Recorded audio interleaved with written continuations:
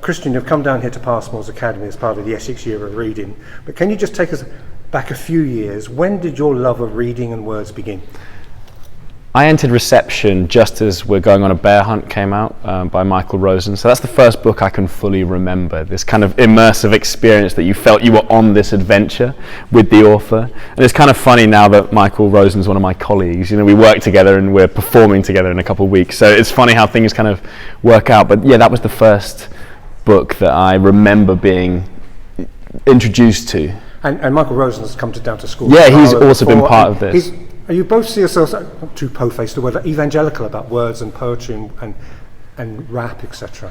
Evangelical, interesting way of putting it. Yeah, I mean, I'm certainly like proselytizing in a way here. I'm trying to convert people to my way of thinking as far as words are involved, because I think that, I mean, particularly for young boys who might see literacy as something like of a word they don't want to be associated with. And I'm trying to say, look, you want to be a rapper, you've got to read. You've got to read more than the average student. You've got to constantly read if you want to accumulate these word banks that you can deploy in your, arsenal of rap.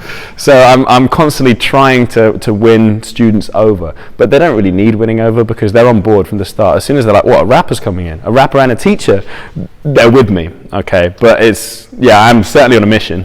And you talk about a glossary of words. One pupil here used the word defenestrate. I've never had that in, it's lucky I knew what that was. But yeah, that was certainly a challenging word to throw out the window at me.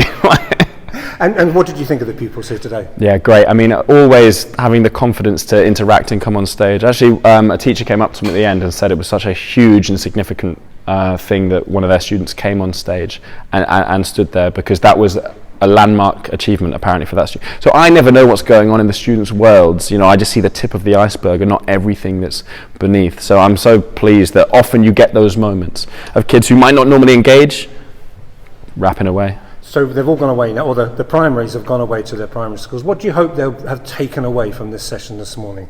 I hope they look at reading in kind of a different way. Reading is not a chore, reading is almost a privilege, and it's something that we should always be. I think the boys in particular is who is going to change their view, because I play football, I'm involved in sport and all of that, and when I was a kid I was told they were mutually exclusive things. I was on the football pitch and people were like, go read books, as an insult, or if I'm in the library they're like, shouldn't you be playing football? Like, those worlds never met.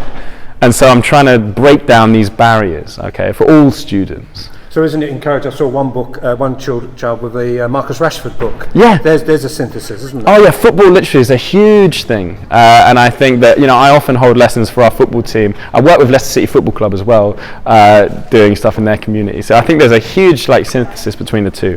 But what I really want students to take away is that reading is something that can lead you to being a rapper. All right, it's not like a rapper is like this kind of figure from the streets. These are educated artists who have a lot of expansive vocabularies to use, and reading is a part of that.